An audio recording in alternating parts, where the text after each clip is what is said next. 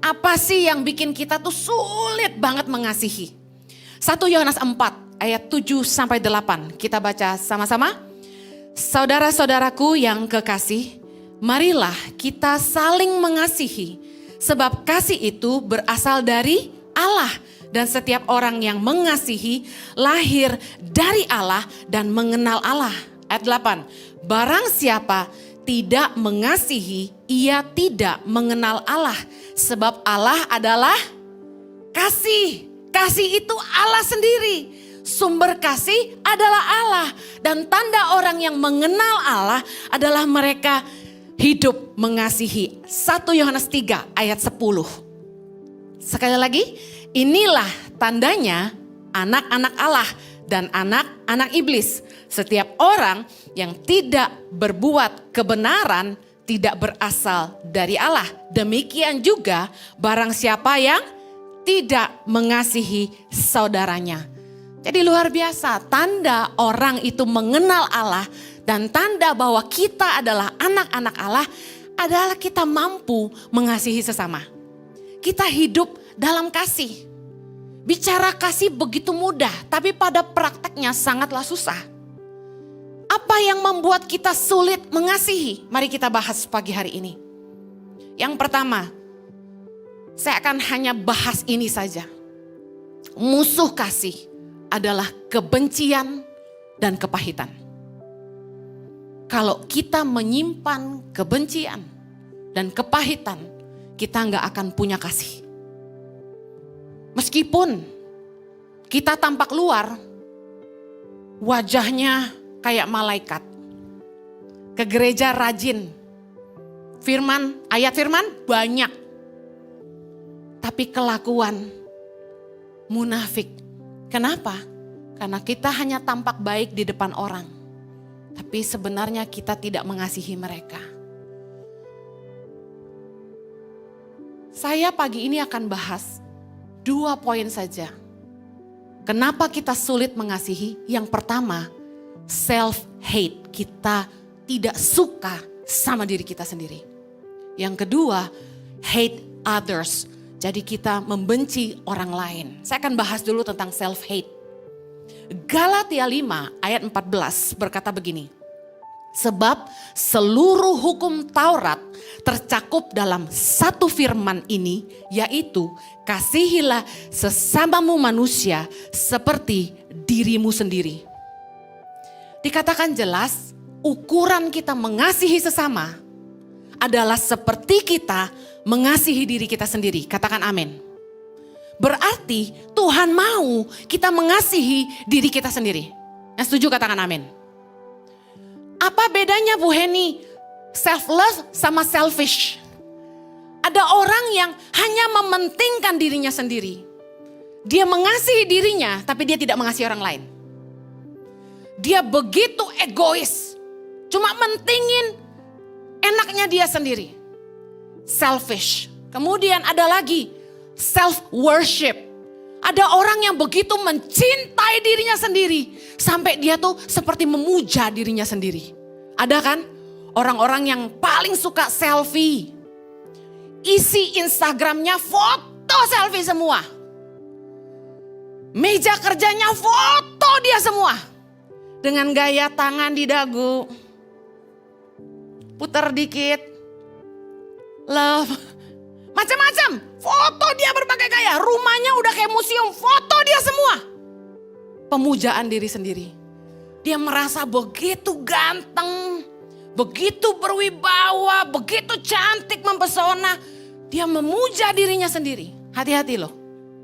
Selfish sama self-worship is the enemy of loving others. Kita gak akan bisa punya kasih buat orang lain kalau kita terlalu egois dan memuja diri sendiri. Ukuran mengasihi orang lain seperti kita mengasihi diri sendiri adalah seperti ini. Firman Tuhan berkata dalam Matius 7 ayat 12. Perlakukan orang lain sebagaimana kamu ingin diperlakukan.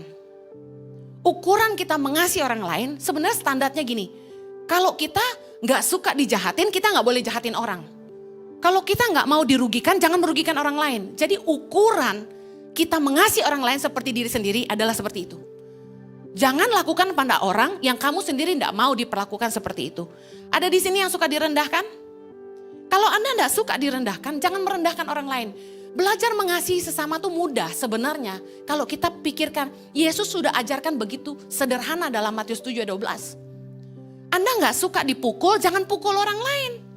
Anda nggak suka ditipu, jangan nipu orang lain. Anda nggak suka suamimu diganggu orang, Anda jangan ganggu suami orang lain. Sederhana bukan? Nah, kita bahas lagi self-hate. Kita nggak bisa mengasihi sesama kalau kita tidak mengasihi diri kita sendiri. Kalau kita bahkan we don't know how to love ourselves. Kita nggak tahu bagaimana mengasihi diri sendiri. Lalu ukuran apa yang kita mau pakai buat mengasihi orang lain? Itu yang masuk firman Tuhan. Nah, ada orang-orang yang mereka tuh nggak peduli sama dirinya. Nggak ngurus diri. Nggak suka sama dirinya sendiri. Marah sama dirinya sendiri. Kecewa pada kenyataan dirinya. Ini self-hate. Ada di sini yang begitu? Tidak perlu angkat tangan. Beberapa penyebab orang kenapa self-hate, membenci dirinya. Yang pertama, bentuk wajah dan tubuh yang tidak ideal. Ada orang-orang yang lahir menurut mereka tidak cantik atau tidak ganteng. Ada orang-orang yang terlahir menurut mereka tidak sempurna. Misalnya hidungnya kekecilan, matanya kesipitan, rambutnya terlalu keriting, kulitnya terlalu gelap. Tapi bukankah ketika Tuhan menciptakan dunia ini, Tuhan selalu berkata semuanya itu baik. Amen? Siapa yang ciptain kita? Tuhan. Kalau Tuhan ciptain kita seperti ini, menurut Tuhan itu baik. Menurut Tuhan kita indah. Katakan saya indah di mata Tuhan. Kenapa manusia bisa merasa gak sempurna? Kenapa manusia seringkali merasa saya gak cantik? Saya kasih contoh saya aja. Kenapa saya merasa saya tidak cantik? Terima kasih buat yang sering komen, Bu Heni cantik sekali. Puji Tuhan yang make upin saya pinter. Tapi sejujurnya saya merasa saya tidak cantik. Kenapa? Karena hidung saya tidak mancung. Makanya ada gambar di sini. Ada terang-terang di sini. Honestly, kenapa saya merasa tidak mancung? Karena ada wanita lain yang hidungnya mancung. Kenapa orang banyak ke Korea, bahkan katanya wanita Korea banyak yang gak asli mukanya. Why? Karena mereka punya standar ukuran dunia bahwa cantik tuh harus mancung. Padahal menurut Tuhan, Heni hidung kamu mungil imut-imut lagi awet muda. Kalau ketabok gak patah. Saya pernah waktu kecil main karet, tau karet gak? Yang gitu-gitu. Saya pakai botol minum yang pakai tali waktu kecil. Waktu lagi lompat-lompat gitu, botol minumnya kepukul ke muka saya, geleduk. Itu hidung sakit banget tuh gue bilangin. Kalau mancung tuh patah pasti. Kemudian, saya nggak suka warna kulit saya lahir itu sebenarnya kuning langsat. Tapi karena kalau berjemur mudah sekali gosong. Tahun 2022, suami saya menggosongkan saya 4 kali karena membawa tur ke Israel. Summer kita pergi ke Turki, Israel, pulang-pulang kita berdoa gosong. Dia sih cowok, pusing apa? Saya langsung taucoan satu muka. Ini kalau bedak, kalau dihapus, Anda akan lihat pipi saya penuh dengan freckles. Lah saya ini kan istri yang sangat ngirit. Nggak ada perawatan gimana gitu kan. Jadi saya menderita sekali dengan kulit wajah seperti itu. Nah perempuan kadang-kadang nggak suka sama dirinya karena lihat kekurangannya. Saya punya teman-teman bahkan tim Asyar nih, langsing, tapi selalu bilang, aku udah gendut Ci. Aduh, pengen gue gigit. Gak usah nyebut gendut-gendut. Karena gini, kita selalu pakai ukuran dunia. Kita nggak pakai kacamata Allah. Dia menciptakan kita sempurna, katakan saya sempurna. Kita nggak bisa terima diri kita, ada yang merasa kependekan. Sampai minum obat peninggi badan. Bahkan nyari sepatu yang tebel banget. Ada yang sampai tiap gajian, gajinya 1,5 juta. Dia lurusin rambut 1 juta. Dia hajar tiap bulan. Banyak orang yang gak suka dengan bagaimana mereka dilahirkan. Makanya mereka membenci diri mereka sendiri. Waktu saya sekolah di Hillsong Bible College, guru saya bilang gini, yuk semua siswa ambil kertas, tulis di sisi depan semua yang kamu tidak suka tentang dirimu sendiri. Di balik belakangnya tulis yang kamu paling suka tentang diri kamu, kelebihan kamu. Kita nulis. Tahu nggak? Nulis yang nggak suka tuh cepet banget. Banyak lagi. Begitu dibalik, apa bagusnya gua? Susah banget nulis hal yang positif tentang diri sendiri. Kecuali yang self worship ya. Wah, langsung banyak banget pasti dia nulisnya. Gua ganteng, gua ganteng, gua ganteng, gua ganteng. Tapi really, orang seringkali negatif tentang dirinya sendiri. Satu kali dibuat sebuah film. Saya nonton, wanita-wanita duduk di sebuah kursi, lalu ada layar, di belakang layar itu seorang pelukis wajah. Pelukis ini nggak tahu wajah orang di balik layar itu seperti apa. Tapi si perempuan ini yang duduk di situ harus menjelaskan sama si pelukis wajahnya seperti apa. Pernah lihat film itu? Lalu dia mulai cerita, oke, my nose is like this, my eyes is like this. Begitu selesai dilukis, tahu nggak? Ada sekitar 10 atau lebih perempuan yang menyebutkan ciri-ciri fisiknya dan dilukis oleh pelukis ini. Yang terjadi apa? Semua hasil lukisannya menggambarkan kenyataan yang lebih buruk dari aslinya. Padahal mereka cantik, tapi mereka merasa tidak cantik. Berapa banyak yang ngalamin seperti itu, merasa gak cantik. Merasa kurang langsing, merasa kurang putih. The fact is, pemutih laku karena ini. Karena rata-rata perempuan di Indonesia tidak merasa putih. Tidak merasa cantik karena kulitnya gak putih. Kulit putih menjadi ukuran. Satu kali teman saya sama-sama sekolah Alkitab. Sekarang dia jadi gembala di salah satu gereja juga. Dia ngomong gini, dia di khotbah di mimbar. Orangnya kecil. Dia bilang gini, perempuan itu bisa dilihat hatinya dari warna kulitnya. Kalau kulitnya putih, hatinya bersih. Dia pasti baik hati. Tapi kalau kulitnya hitam, pasti hatinya hitam. Gua langsung berdiri. Maksud lo? Gitu dong. Mentang-mentang istrinya putih. Kita gak boleh diskriminatif gitu. Bagaimana caranya supaya kita bisa belajar menerima kasih Allah. Dan kita bisa mengasihi orang lain. Kita gak boleh benci sama wajah kita dan bentuk tubuh kita. Mari belajar mengasihi diri sendiri. Syukuri apa yang Tuhan beri. It's okay that you're not too tall. You're cute. It's okay if you're not too slim. You eat a lot. Fair enough, isn't it? Ada orang yang mau makan enak tapi gak mau gemuk. Di mata Tuhan, semua yang Dia ciptakan adalah baik.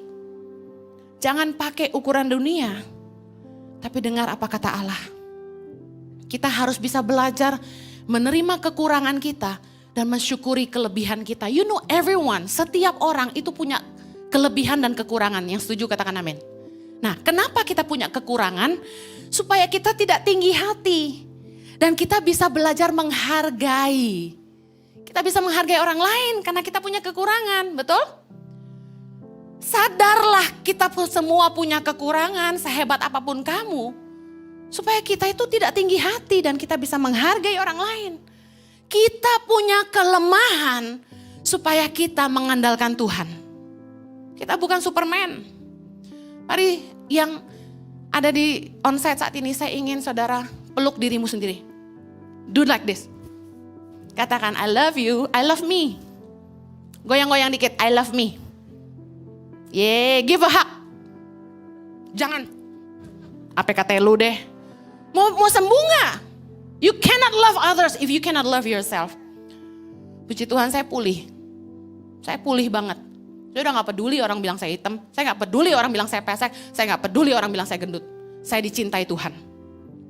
Yang kedua, apa yang membuat orang punya self-hate adalah kesalahan di masa lalu yang membuat dia gak bisa ngampuni dirinya sendiri. Pernah nggak Anda salah ngomong, Anda kelepasan, atau Anda punya satu kesalahan yang kemudian ketika Anda mandi, itu tuh kayak menyerang di pikiran. Why did you say that?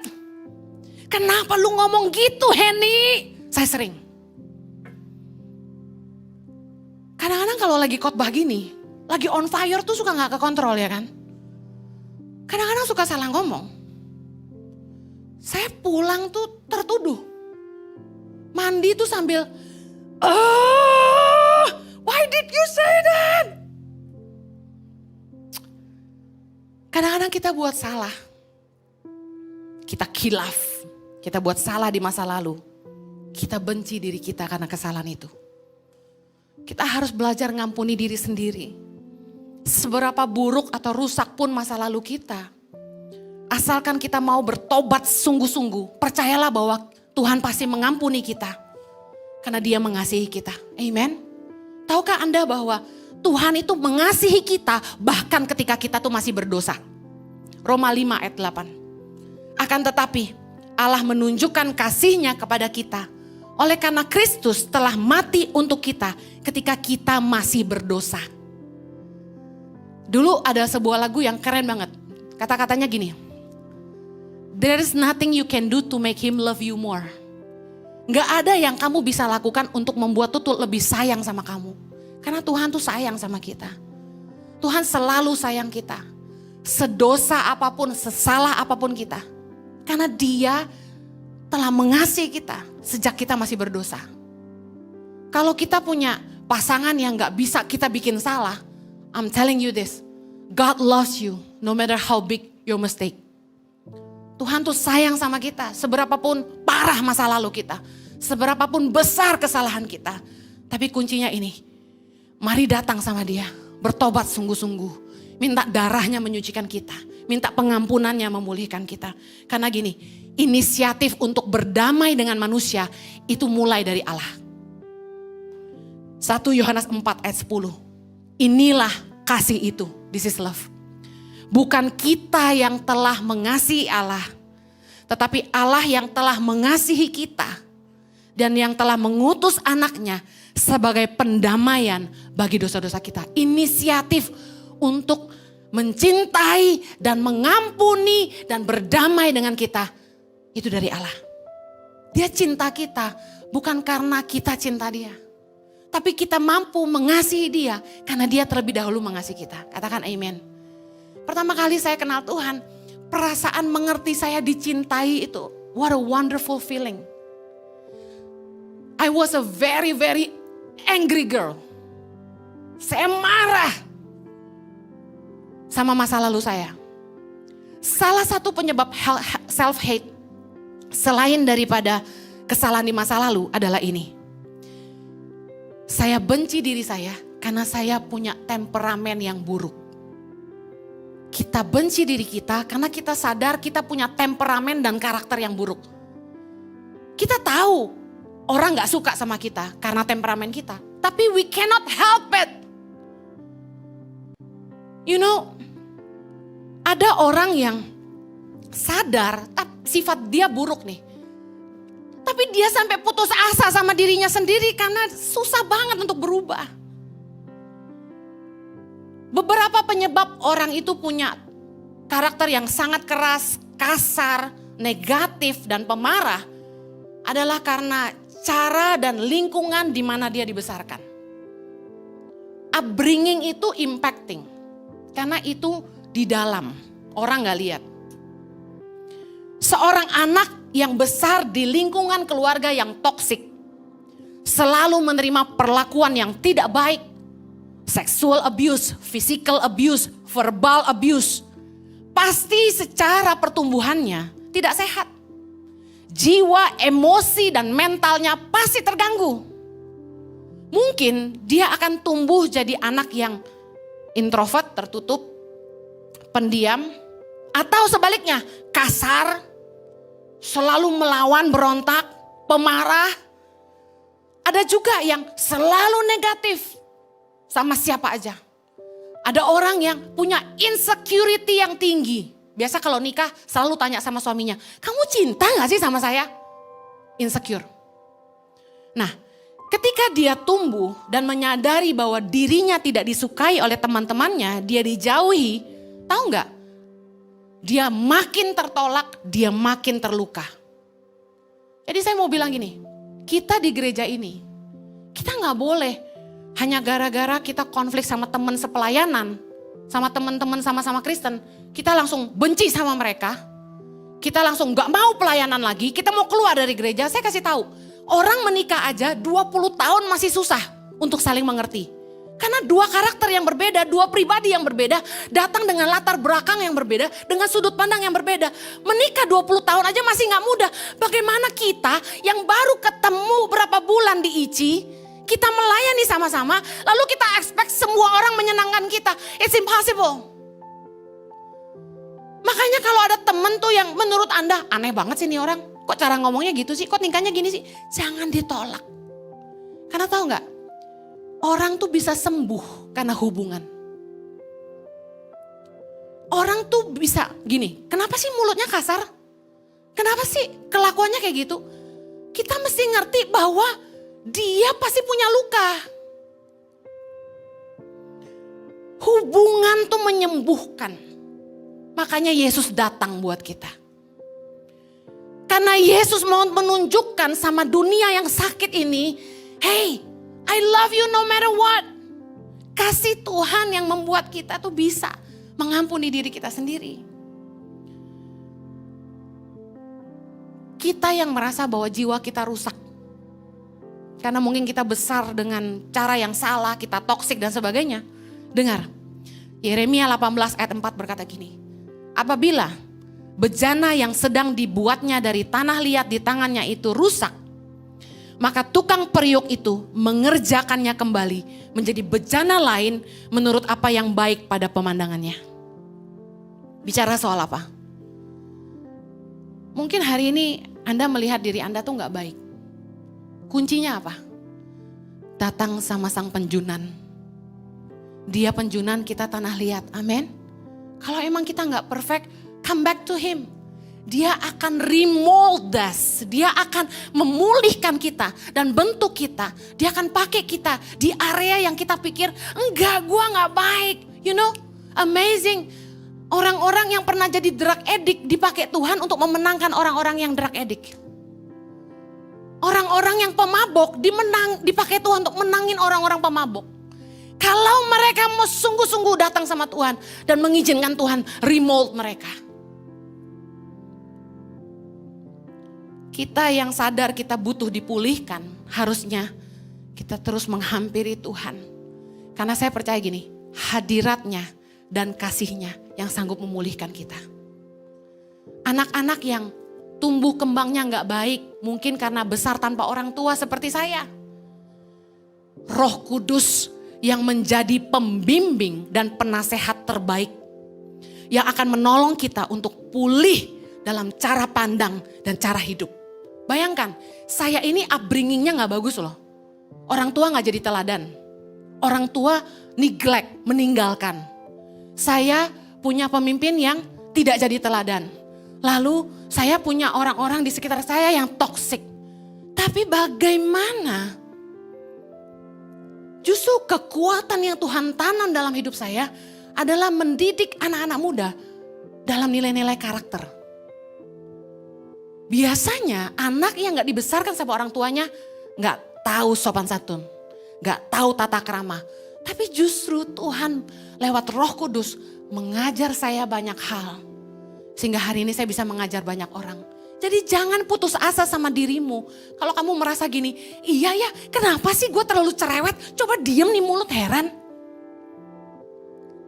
Dulu saya sangat pemarah. I was an angry girl. Saya kalau udah marah, saya marah tuh semuanya saya marahin. Staf yang pernah ikut saya di awal-awal dan mengikuti saya sampai hari ini. Mereka melihat perubahan yang sangat nyata. Udah denger ya? Mereka bilang, wah lu beruntung masuk sekarang. Lu kenal Ibu Heni dulu, abis lu. Kata mereka, Bu Heni, saya tertipu. Saya lihat Ibu Heni packagingnya kasar, packagingnya galak. Ternyata setelah kerja sama ibu, kebalik sama bapak katanya gitu. Suami saya lebih tegas. Karena saya lebih ke relationship oriented. Saya kalau ketemu staff, saya nanya, how are you? Rumahnya bocor. Istrinya masih marah. Anaknya sakit apa? Jadi pembicaraan kami itu seputar itu. Bukan, itu kemarin saya suruh kamu targetnya begini udah sampai belum? Saya gak peduli. Saya care sama hidup mereka dan saya percaya mereka akan lakukan yang terbaik. You know, Yohanes 14 ayat 26. Tetapi penghibur yaitu Roh Kudus yang akan diutus oleh Bapa dalam namaku. Dialah yang akan mengajarkan segala satu kepadamu dan akan mengingatkan kamu akan semua yang telah kukatakan kepadamu. Saya ingin gini, yuk kita yang butuh dipulihkan Tuhan. Minta rohnya memulihkan kita. Benar-benar harus rajin nyembah, masuk hadirat Tuhan. Nyembah Dia, tumpahkan isi hatimu sama Tuhan. Saya selalu ngomong sama Tuhan waktu saya nyembah. I need you Lord, saya gak bisa hidup tanpa Tuhan. How could I live without you? Ada satu lagu kayak gitu, aduh keren banget lagunya. Saya suka banget lagu itu, karena saya selalu bilang sama Tuhan, I cannot live without you. Dan betapa hadiratnya, kasihnya, dan Roh Kudusnya memulihkan saya. Yang terakhir, musuh dari kasih adalah kebencian. Kebencian kepada orang lain. Tadi self-hate, yang terakhir hate others. Kebencian kepada sesama. Kita gak akan bisa mengasihi kalau kita gak mau mengampuni. 1 Yohanes 4 ayat 20-21, ini bagus banget. Baca sama-sama. Jikalau seorang berkata, aku mengasihi Allah dan ia membenci saudaranya, maka ia adalah pendusta. Karena barang siapa tidak mengasihi saudaranya yang dilihatnya, tidak mungkin mengasihi Allah yang tidak dilihatnya. Ayat 21, dan perintah ini kita terima dari Dia. Barang siapa mengasihi Allah, ia harus juga mengasihi saudaranya. Kalau kita bilang, I love you Lord, tapi kita benci sama orang, kita pendusta kata firman Tuhan. Tanda orang mengasihi Allah adalah mereka mampu mengasihi sesamanya. Kalau kita gak bisa mengasihi orang yang kelihatan, gak mungkin kita bisa mengasihi Allah yang kita gak bisa lihat. Anda mau lihat orang itu cinta Tuhan, dia cinta sama sesama. Dia sayang sama istrinya, dia hormat sama suaminya, dia sayang anak-anaknya. Amen. Jangan menyimpan dendam, jangan menyimpan kepahitan, jangan menyimpan kebencian terhadap orang lain. Karena kalau kita punya semua itu, kita gak bisa menerima kasih Allah dalam hati kita. Dan impossible kita mengasihi sesama. Kita harus belajar jadi orang yang murah hati, mudah mengampuni. Bukankah dalam doa Bapa kami dalam Matius 6 ayat 12, Yesus mengajarkan kita sebuah doa yang indah. Ampunilah kami akan kesalahan kami, seperti kami juga mengampuni orang yang bersalah kepada kami. Mari baca ayat 14. Karena jikalau kamu mengampuni kesalahan orang, Bapamu yang di sorga akan mengampuni kamu juga. Ayat 15, tetapi jikalau kamu tidak mengampuni orang, Bapamu juga tidak akan mengampuni kesalahanmu. Bahkan 1 Yohanes 3 ayat 15, mari baca sama-sama. Setiap orang yang membenci saudaranya adalah seorang pembunuh manusia. Dan kamu tahu bahwa tidak ada seorang pembunuh yang tetap memiliki hidup yang kekal di dalam dirinya. 1 Yohanes 3 ayat 15. Tahu gak, kalau kita benci sama orang, kita tuh punya satu goal dalam hati kita. I want him die, gitu. Coba tanya sama istri-istri yang sebel sama suaminya. Doainnya apa? Cepat mati apa gitu. Biasanya suami yang jahat malah umur panjang tuh. Mertua yang jahat malah umur panjang tuh. Benar apa enggak? Kenapa? Karena itu proses buat kita belajar mengasihi dia. Saya mau kasih tahu rahasianya supaya Anda bisa memenangkan mertuamu yang jahat. Mau tahu? Kasih duit. Kasihi dia. Layani dia. Ajak makan enak terus. Biarpun dia komplain, tapi dalam hati dia, mantu gue baik juga loh, gitu. Saya kasih tahu, orang yang mulutnya itu selalu nyakitin orang lain, Firman Tuhan berkata, perkataan mulut meluap dari hati. Kenapa ada orang-orang yang mulutnya selalu nyakitin? Karena sebenarnya gini, tadi saya bilang, dia tuh benci sama dirinya sendiri sebenarnya. Dia gak puas, dia gak happy sama dirinya sendiri. Lalu dia rising up in bitterness. Tumbuh besar dalam kepahitan, dalam luka, dan dia gak mau ngampuni. Jadi tiap kali ngomong sama orang selalu nyakitin, ngerendahin, tajam. Nah, model yang gini jangan dijauhin, dikasihin.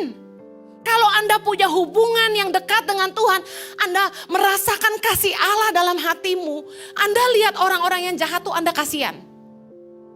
Why dia begini? Kasihan, dia gak punya teman.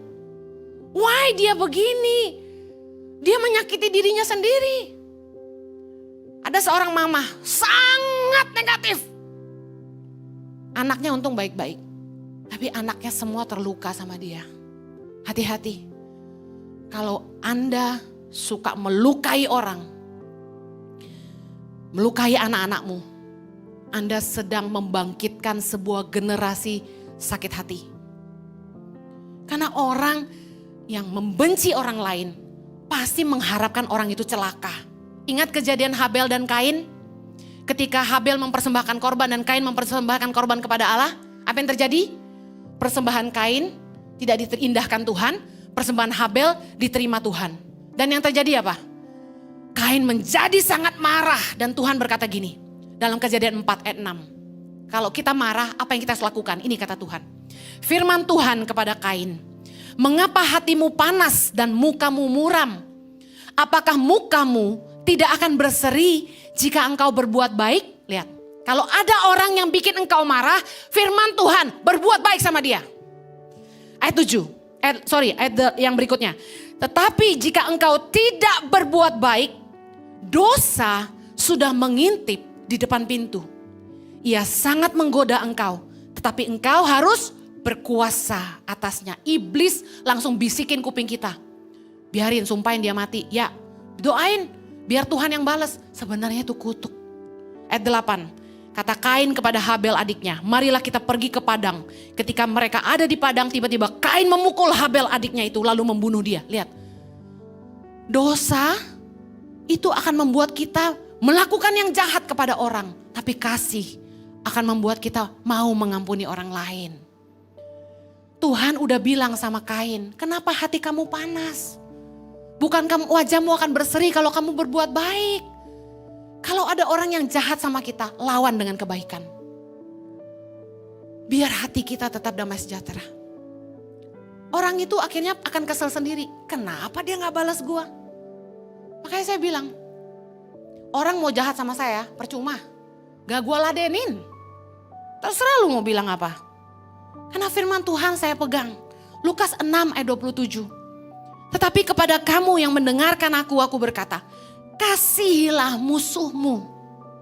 Berbuatlah baik kepada orang yang membenci kamu.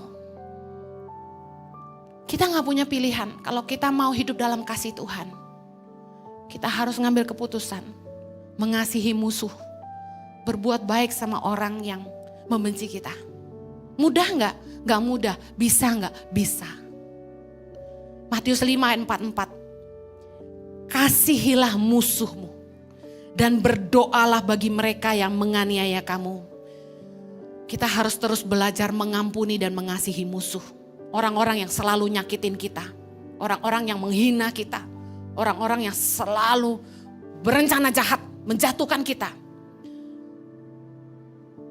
Apa tandanya kita sudah bebas dari kebencian? Kita mampu mendoakan dan kita mampu berbuat baik kepada mereka. Saya akhiri. Yesus itu kalau ngajar tentang mengasihi musuh, berbuat baik pada orang yang membenci. Yesus tuh gak cuma ngomong doang. Tapi Yesus lakukan. Di atas kayu salib. Ketika Yesus disiksa, diludahi, dicambuk, ditombak, ditelanjangi, dipermalukan, diludahi. Yesus tuh angkat sebuah doa yang sangat indah. Yesus berkata, ya Bapa, ampunilah mereka, karena mereka tidak tahu apa yang mereka perbuat. Mari pejamkan matamu. Kalau ada orang-orang yang mengasihi kamu kasihi mereka lebih lagi. Tapi kalau ada orang-orang yang membenci kamu, menyakiti kamu, mari lakukan seperti yang Yesus lakukan. Berdoalah buat mereka. Katakan ampunilah mereka. Karena mereka tidak tahu apa yang mereka perbuat. Mungkin saat ini di hatimu, di pikiranmu muncul sebuah wajah dan beberapa nama. Yang engkau tahu orang ini jahat, menyakiti kamu, melukai kamu, mempermalukan kamu, menjatuhkan kamu. Come on, lakukan firman Tuhan. Doakan dia, katakan, Bapa ampuni dia. Karena dia tidak tahu apa yang dia perbuat. Sebut namanya. Doa dalam hatimu kalau engkau gak mau orang-orang sekitarmu dengar, doa. Orang yang mau dipulihkan, orang yang mau menerima kasih Allah, dia harus mampu mendoakan musuhnya. Nanti pulang, lakukan yang step kedua. Berbuat baiklah kepada orang yang membenci kita. Mulai kasihi suamimu. Lakukan yang terbaik buat dia. Mulai lakukan yang terbaik buat istrimu. Kasihi dia. Ingat, hubungan menyembuhkan. Mulai kasihi mertuamu. Berbuat baiklah kepada dia. Hampiri pemimpin, teman-teman yang menyakiti kamu. Dan berbuat baiklah sama dia. Ketika saya dan Jojo diberi kesempatan untuk membalas kebaikan dari kejahatan. Ada teman yang begitu jahat sama kami. Tapi ketika dia susah, Tuhan memberi kesempatan untuk suami saya menolong dia. Dan saya percaya bahwa Tuhan melihat apa yang kita buat. Amen. Bapa di sorga, pulihkan hati kami, ampuni dosa kami. Ajarlah kami mengasihi seperti Engkau mengasihi. Ajar kami untuk mengasihi diri kami sendiri, mengampuni diri kami sendiri. Pulihkan kami Tuhan. Kami mau mengampuni semua orang yang bersalah kepada kami. Kami mau belajar dari Tuhan sendiri. Mampukan kami oleh kasih karunia-Mu Tuhan. Di dalam nama Yesus. Kami terima kasih-Mu. Mari buka hatimu dan terima kasih-Nya. Kami terima kasih-Mu ya Tuhan. Haleluya. Amen.